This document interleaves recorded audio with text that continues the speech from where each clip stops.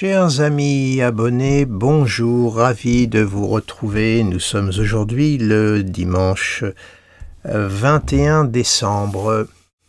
Alors, puisque nous sommes le 21 décembre, c'est le jour anniversaire de Monsieur Emmanuel Macron. J'ai trouvé qu'il était intéressant de regarder son thème et de voir un peu l'année 2026 qui va se profiler devant lui d'ici peu. Voilà, donc ça faisait un petit moment que je n'avais pas revisité le thème natal de Monsieur Emmanuel Macron, puisque je l'ai quand même pas mal visité. Alors donc, oui, comme vous le savez tous maintenant, Monsieur Emmanuel Macron est né un 21 décembre 1977 à 10h40, ce qui lui fait 48 ans aujourd'hui. Alors, ce qui serait peut-être bien, c'est de regarder sa révolution solaire, puisque c'est le jour anniversaire. Donc on va le faire. Alors, la révolution solaire, là, voilà, vous l'avez devant vous. À droite, vous avez l'ERS, ce qu'on appelle l'ARS, pardon. Donc, pour sa révolution solaire, M. Emmanuel Macron est ascendant Balance avec un milieu du ciel. Alors, on va mettre l'ARS toute seule, comme ça, voilà. Vous la verrez mieux, donc on voit un ascendant Balance, avec un Jupiter angulaire qui culmine en Cancer, un Uranus en Taureau, Saturne-Neptune bien sûr, fin Poisson, un Pluton début Verseau, une Lune Mars Capricorne, Soleil-Vénus Sagittaire et Mercure Sagittaire. Voilà l'état de sa révolution solaire. Alors ce qui saute aux yeux, c'est ce Jupiter qui culmine là-haut en Cancer, le principe donc de l'autorité. Le fameux Jupiter, ne s'était-il pas autoproclamé Jupiter, président jupitérien? Et on voit que Jupiter culmine dans son thème, au trigone de Saturne. On pourrait même mettre le trigone de Neptune, mais Jupiter est rétrograde, donc c'est le trigone à Saturne. Et ce qui est intéressant de noter, c'est que la Lune, qui est maîtresse donc de Jupiter et du milieu du ciel, qui marque, comme vous le savez, le destin tout de même, est en Capricorne dans la conjonction de Mars. Alors, c'est pas un indice de grande facilité ni de grande popularité, la Lune qui symbolise le peuple, le citoyen, dans le thème d'un chef d'État. Cette Lune est en Capricorne, donc c'est une Lune tout de même qui est également en exil, sous donc la maîtrise de Saturne. Ça veut dire quoi? Ça marque de la frustration, ça marque du manque, c'est ce fameux peuple qu'on veut étouffer, qu'on veut bâillonner, qu'on ne veut pas entendre. Ça marque aussi le côté, la difficulté de vivre, et conjoint à Mars, la Mars en Capricorne est très fort, on dit qu'il est exalté. Donc la colère qui est liée au peuple en Capricorne, donc ça marque déjà un climat sombre et difficile pour Emmanuel Macron à la lecture simple de sa révolution solaire. Vous rajoutez à ceci la conjonction Soleil-Vénus, le maître d'ascendant qui s'identifie au Soleil. Je rappelle que quelque part le Soleil c'est la fonction centrale du pouvoir dans un thème de chef d'État. C'est le Soleil, c'est le roi. Après tout, Emmanuel Macron avait déclaré que le peuple français avait besoin d'un roi, souvenez-vous. J'avais noté ça au début de son premier mandat. Ce furent ses propos.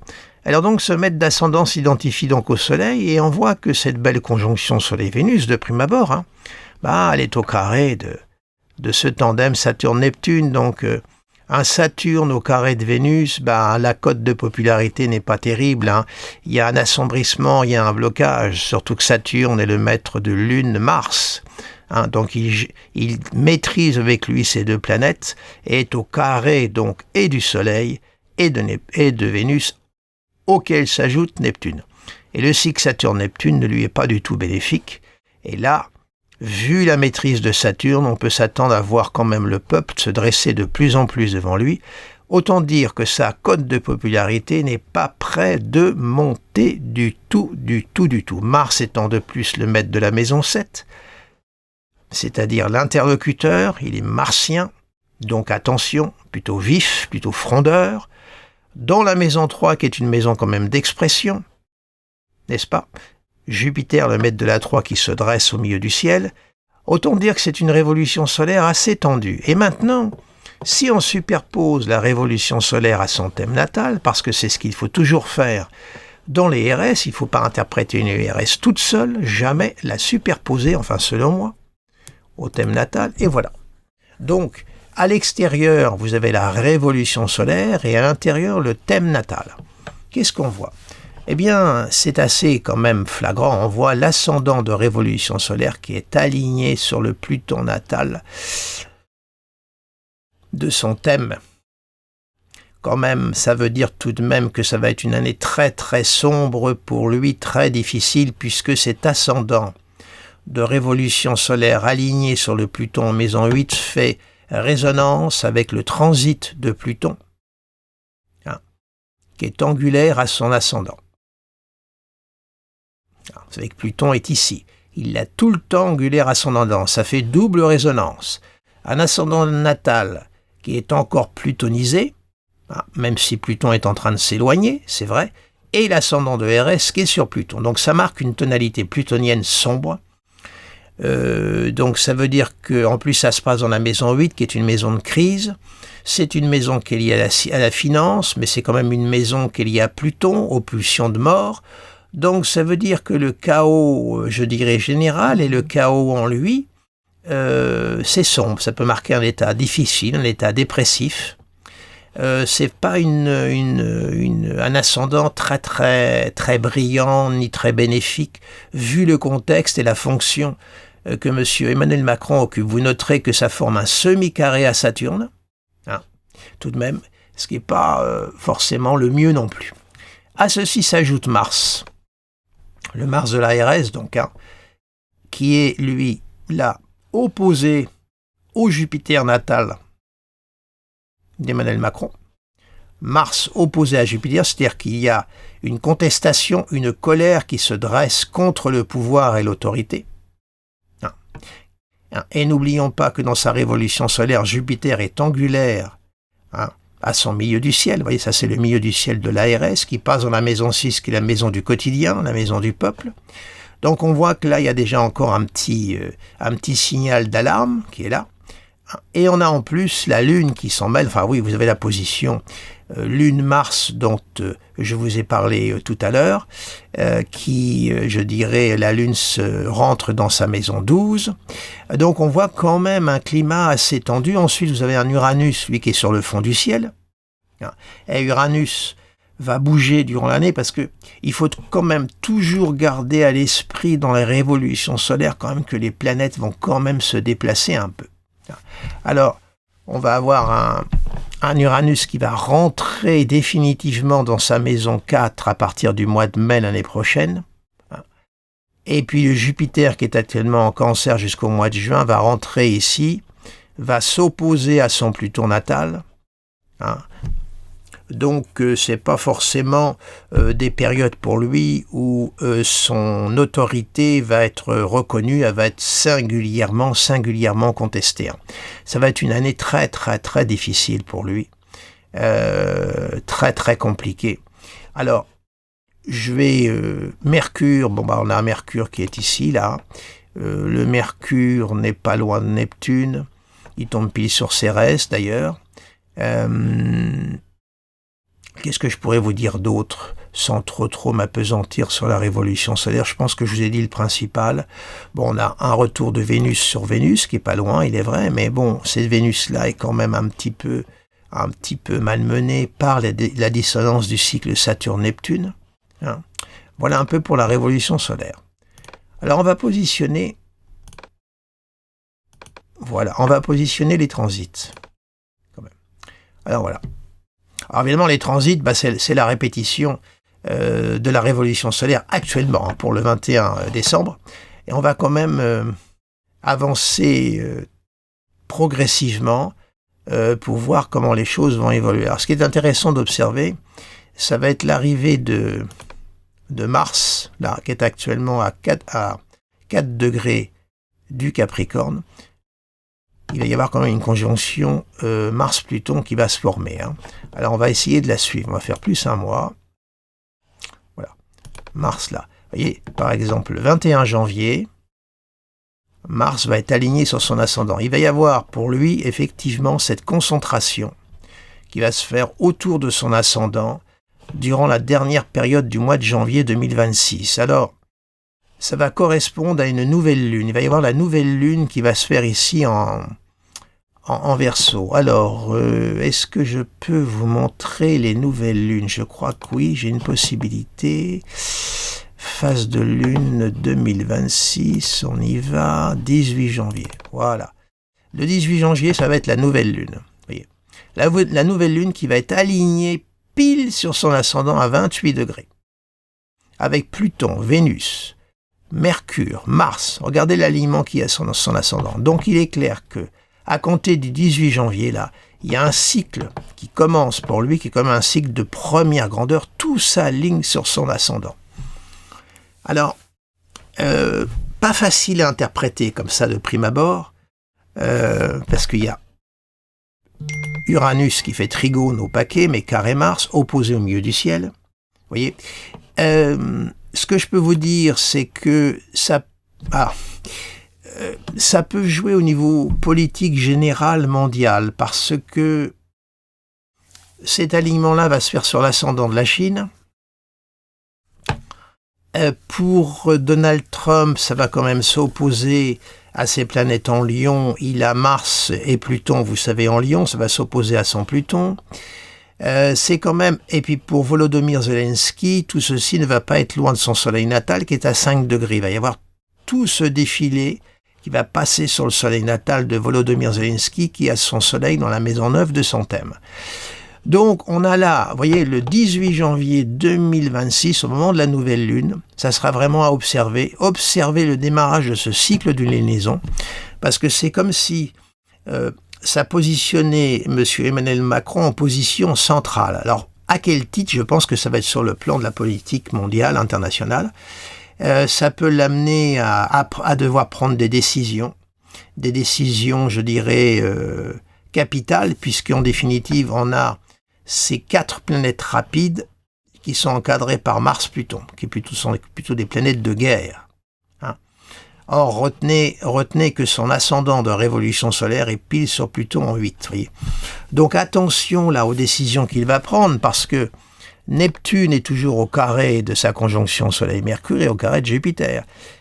L'amplification neptunienne, mais qui n'a pas tellement le sens des réalités. Hein. Et pour Emmanuel Macron, l'heure du discernement et du choc avec le réel va se faire le 20 février. On va avancer d'un mois et de 2 jours. Le 20 février 2026, au moment de la conjonction Saturne-Neptune, là, à 0 degré du Bélier, toujours au carré de sa conjonction Soleil-Mercure et au carré de son Jupiter.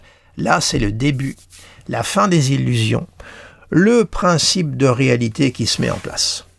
Sans oublier que auparavant, il y aura la conjonction Mars-Pluton qui va se faire pour M. Emmanuel Macron. Alors, je vais remonter un petit peu dans le temps, parce que je suis allé un peu vite, mais je voulais vous montrer l'état du ciel au moment de la conjonction exacte de renouveau du cycle Saturne-Neptune dans le thème d'Emmanuel Macron. Ça sera toujours en dissonance de sa conjonction Soleil-Mercure opposé à Jupiter. Un grand carré hanté. Alors, on va reculer en jour.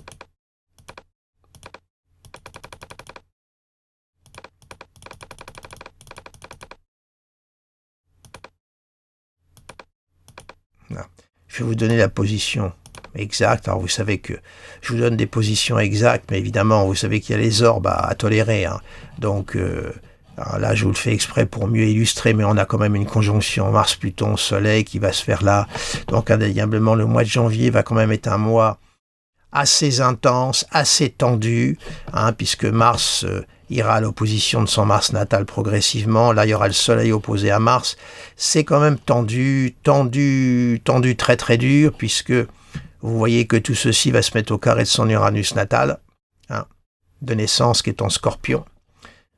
Mars va avancer progressivement au carré de son Uranus qui est en maison 9, qui marque la politique internationale.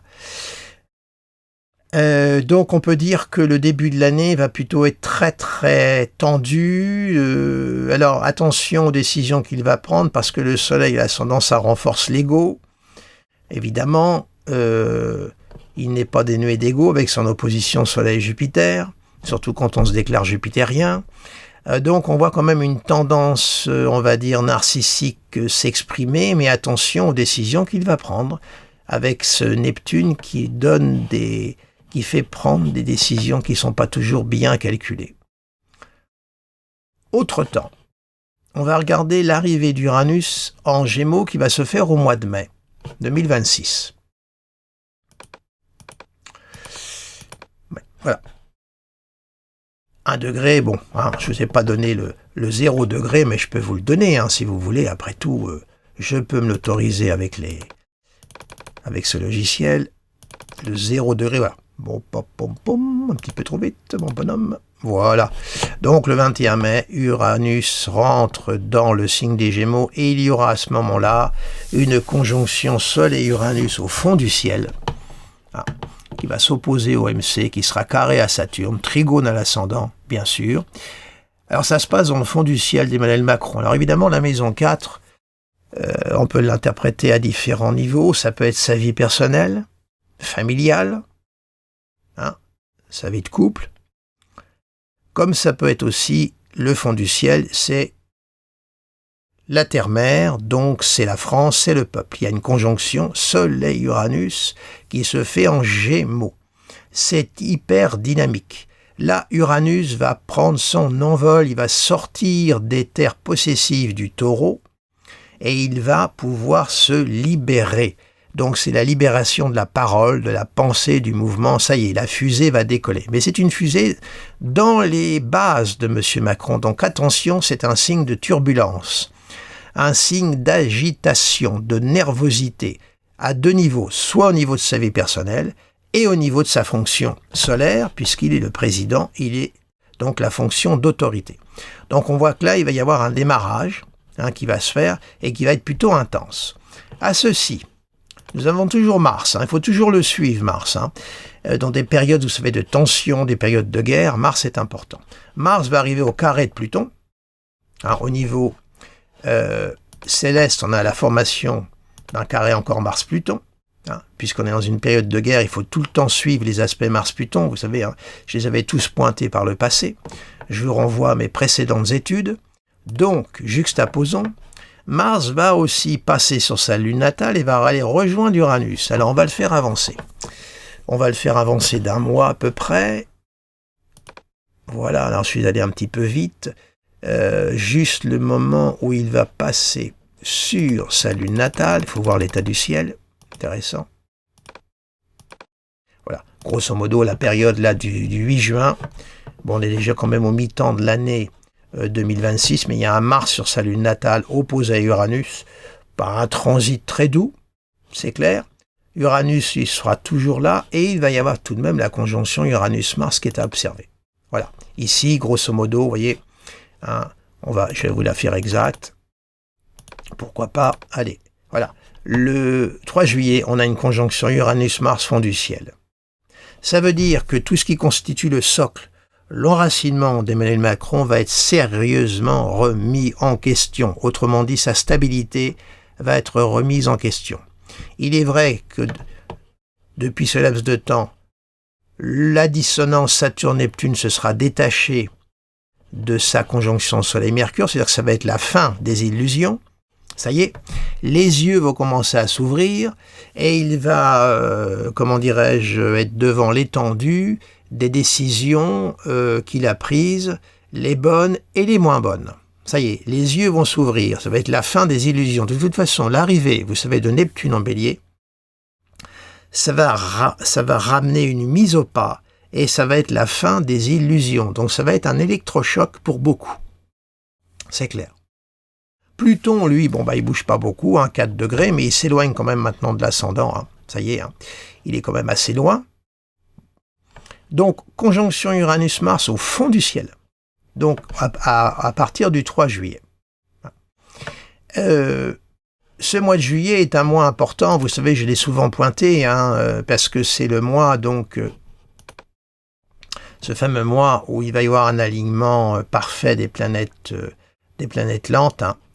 Il y aura un Uranus, ça va être exactement le 21 juillet, je vous l'avais souvent montré, ce ciel, où il y aura, je vais vous le remontrer d'ailleurs là, puisqu'on peut le faire. Jupiter, voilà. Il y aura Jupiter qui sera l'opposition exacte de Pluton. Voilà. Et 4 degrés Neptune, 4 degrés Uranus et 4 degrés Pluton. On va avoir donc double sextile trigone et Jupiter au trigone de Neptune. À ce moment-là, au niveau des planètes lentes, on s'entend. Voilà. Donc on va avoir un ciel particulièrement fort. Alors, on va le superposer sur le thème d'Emmanuel Macron, ce ciel-là, pour voir. Alors, il va y avoir une conjonction Soleil-Jupiter intéressante qui va se faire. Soleil sur sa pointe de 7, qui va rejoindre Jupiter opposé à Pluton. Donc, ça peut être un moment où Emmanuel Macron peut voir une autorité forte se dresser devant lui. Le Soleil va avancer. Le Soleil, vous savez, fait 1 degré tous les jours. Donc 27 degrés, 3 degrés, donc ça veut dire que 7 jours plus tard, on va avancer, le Soleil sera conjoint à Jupiter. Là, il y aura la conjonction Soleil-Jupiter opposée à Pluton en transit, donc ça peut être là une adversité, une autorité qui se dresse devant lui de taille, et qui vient sérieusement le contester, puisque cette conjonction Soleil-Jupiter le renvoie à son opposition Soleil-Jupiter de naissance. Et comme je dis souvent, les gens qui naissent avec cette opposition-là ont un rapport avec le pouvoir très très tendu, et ils vivent toujours avec la crainte de la destitution. Donc ça peut donner des gens qui de l'autorité basculent dans l'autoritarisme par la crainte de cette destitution. Voilà. Et là, on a justement cette conjonction Soleil-Jupiter qui se dressera devant lui. Donc là, ça peut être un temps encore très fort, un temps de contestation, et un temps où, effectivement, sa fonction, son autorité va être sérieusement remise en question, puisque, souvenez-vous qu'il y a une angularité jupitérienne dans sa révolution solaire, vous vous souvenez, donc en Cancer, donc qui tombe dans la maison 6, la maison du quotidien, la maison également du peuple, des petites gens, comme on dit, n'est-ce pas? Donc, on a l'alignement des nœuds aussi, vous voyez, le nœud sud va être sur Saturne, également. Donc, il faudrait plutôt suivre les décisions raides, les décisions un peu trop sèches, dénuées de sentiments. Il faudrait plutôt tourner le dos là, et pour lui, il faut qu'il aille plutôt vers son nœud nord, qui est plutôt neptunien. Mais alors, attention, évidemment, aux décisions prises sous l'aura de Neptune, mais tout au moins, ça voudrait dire de l'amener à mettre un petit peu d'eau dans son vin, à se montrer un petit peu plus souple, un peu moins rigide. N'oublions pas que c'est quand même quelqu'un qui a un Mercure, là, regardez, au trigone de Saturne. Mercure rétro à Saturne rétro, on ne peut pas trouver plus dur, plus rigide, plus psychorigide, comme je le dis, voilà. Donc vous voyez un peu, on est au temps du mois de juillet. Il faudra suivre ce qui va se passer durant cette période-là, puisque Jupiter va passer sur son Mars natal, bien entendu. Voilà, vous voyez, le 26 août, il y a Jupiter qui va amplifier Mars, qui peut amplifier l'adversité qui va se dresser devant lui, mais qui peut aussi intensifier sa propre combativité, sa propre agressivité. Donc attention, parce que ça va être au carré d'Uranus et au carré de la Lune. Il va y avoir ce grand carré là qui va toucher son opposition Lune-Uranus, donc c'est pas forcément un aspect de stabilité, c'est un aspect de nervosité, d'impulsivité, ça se passe en signe fixe. Donc attention là aussi, c'est pas la période la plus calme. Bon, on est en période du mois d'août, vous me direz. Il y aura une conjonction Soleil-Mercure sur son Saturne natal. Vénus, elle va passer là sur son ascendant avec Pluton, donc c'est pas forcément... Bon, c'est vrai que Vénus tendrait un petit peu à émousser pendant un court moment, mais Vénus va passer très très vite, donc c'est un petit peu léger pour... comment dirais-je, pour atténuer le cours des choses. Et puis nous voyons quand même un transit de Saturne aussi, vous voyez, qui arrive à côté du nœud sud, il a deux choses. Il a un nœud sud qui transite son Saturne natal et le Saturne en transit qui transite son nœud sud. Donc ça veut dire qu'il faudrait vraiment qu'il prenne du recul par rapport à tout ce qui relève du clavier saturnien. Et Saturne va s'opposer à son Pluton. Donc s'opposer à son ascendant de révolution solaire. Uranus, lui, ça vraiment rentré dans la maison 4, donc le grand turbulent, celui qui qui demande à ce que l'on revoie les choses, qu'on ne les laisse pas en état. Là, il est installé. Donc il va amener sa turbulence et peut-être obliger Emmanuel Macron à devoir s'aligner sur des événements qui peuvent relever d'un pouvoir, d'une autorité qui va se dresser devant lui et obliger de revoir sa position par la force des choses. Uranus, c'est aussi ce qui se dresse sur notre route de façon inattendue et qui nous contraint à devoir se remettre totalement en question. Donc on peut, au vu de tout ça, en fait, se dire que cette année 2026 va être une année où sa fonction, quand même, va être sérieusement mise à mal. La demande de démission peut être demandée, tout au moins, ça va être une année ambivalente, si vous voulez, parce que le cycle Saturne-Neptune va s'éloigner, il est vrai, mais ça ne va pas davantage le soutenir. Je dirais que ça va plutôt, Saturne va quand même être en bélier, dans sa maison 2 natale qui régit les finances, le budget, donc attention là aussi aux décisions qui vont être prises. C'est pas une année évidemment confortable, mais vous me rétorquerez que c'est pas la peine de faire de l'astrologie pour dire ça, ça va de soi. Il va être quand même pas mal secoué, pas mal agité, à la fois psychologiquement et par rapport aux événements qui vont se dresser devant lui. Comment dirais-je, il est vrai que arriver à rester dans sa fonction toute l'année 2026, ça va être compliqué pour lui. Ça ne veut pas dire qu'il ne va pas y parvenir, attention, mais ça va être très très difficile parce qu'il va y avoir vraiment de la contestation de taille qui va se dresser devant lui. Donc ça va être une année quand même d'épreuve. Bon, c'est son dernier maître, l'année 2026, puisqu'après 2027, ce sont les élections présidentielles au mois de mai. Je ne suis pas en train de vous dire qu'on va avoir des élections présidentielles anticipées, mais tout au moins, il y a une atmosphère de ce genre qui est en train de se déployer au vu de son thème astrologique. Voilà. Sans oublier qu'un Uranus, là, dans sa maison 4, peut marquer des événements inattendus au niveau de sa vie personnelle. Et Uranus, vous savez, sa fonction, c'est de mettre en lumière. C'est là, indéniablement, c'est la planète de l'éveil, c'est le volcan, c'est la foudre. Donc tout ça, au fond du ciel, le cadran nocturne, là, Uranus va mettre en lumière. Il fait l'effet du volcan. Donc ça se passe dans sa maison 4. Donc il peut y avoir aussi des événements complètement inattendus qui vont le prendre de court et qui peuvent sérieusement le déstabiliser. Uranus est explosif. C'est une planète de feu, c'est clair, et c'est vraiment la foudre. Donc il a ça qui se rentre dans sa maison 4, qui est quand même sa partie personnelle, intime, indéniablement. Et son ascendant de révolution solaire qui passe sur Pluton en 8. Pluton en 8 est fort, alors c'est le Pluton de la plutocratie, du pouvoir occulte, l'ascendant va être dessus, bon. Mais le principe de réalité, la Saturne, va arriver à l'opposition. Ça va être durant l'été, puis après il va rétrograder, il va revenir dans les 8-9 degrés encore, Saturne. Écoutez, voilà, qu'est-ce que je pouvais vous montrer d'autre au niveau... Parce qu'après, Jupiter va rester ici, toute l'année, en Lion, il va rester jusqu'en juillet 2027, en Lion.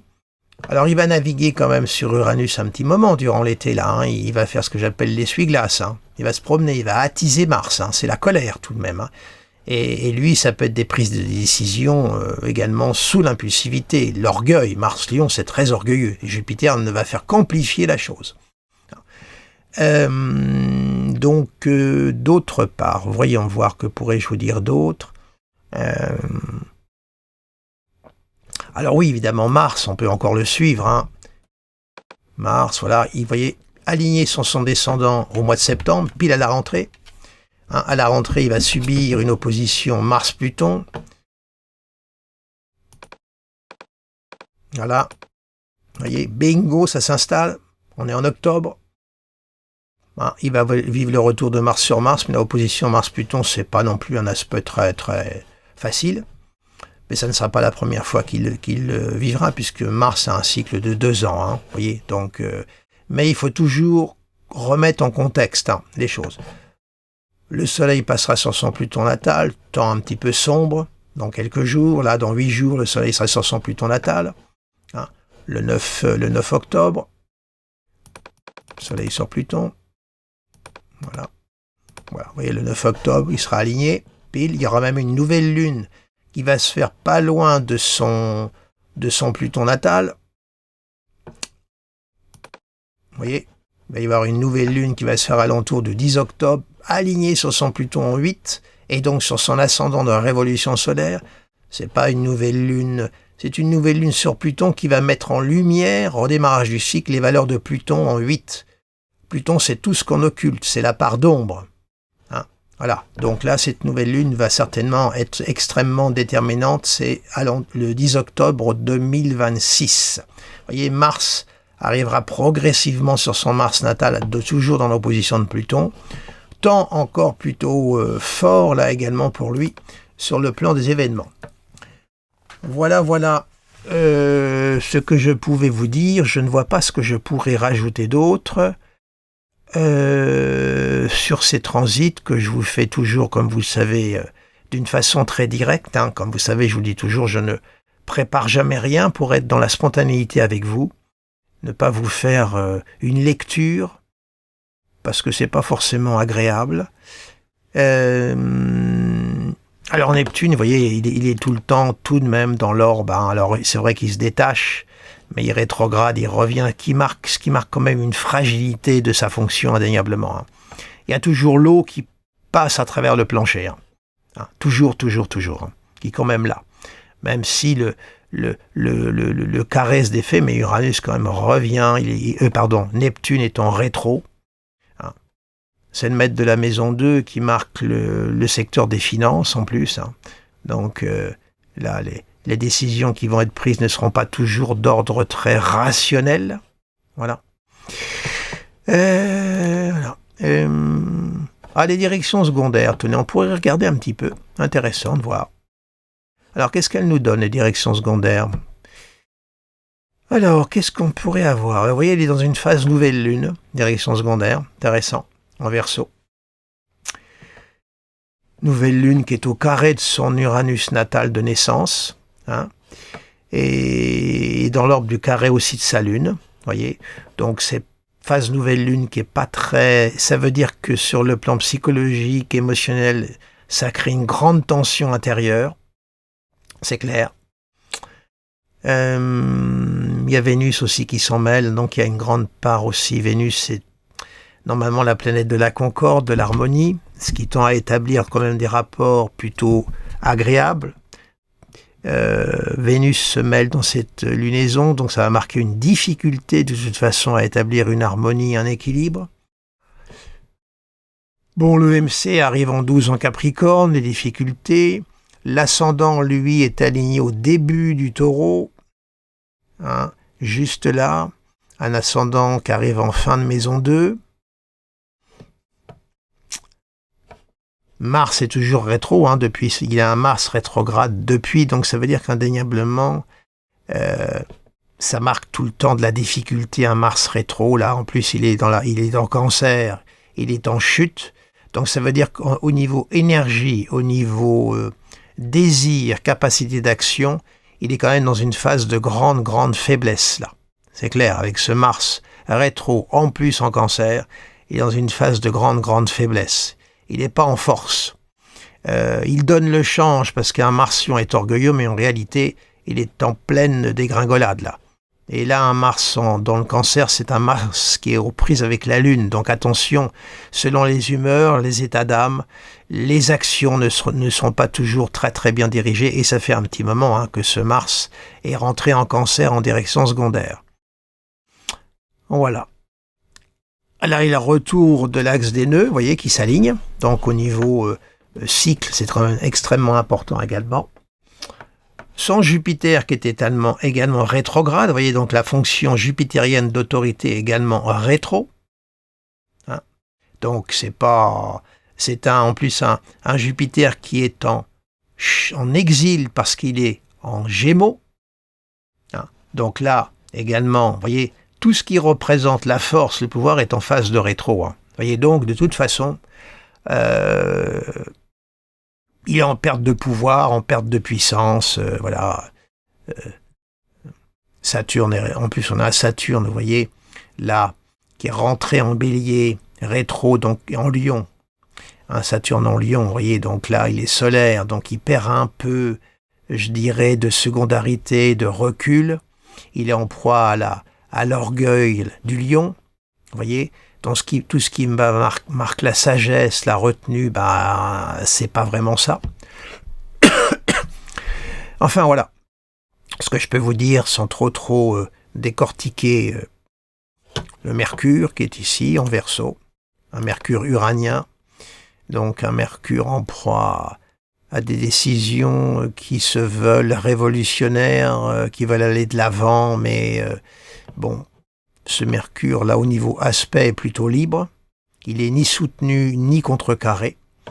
Alors voilà, donc il est un petit peu libre de ses actes, libre de ses pensées, tout au moins il se pense comme ça.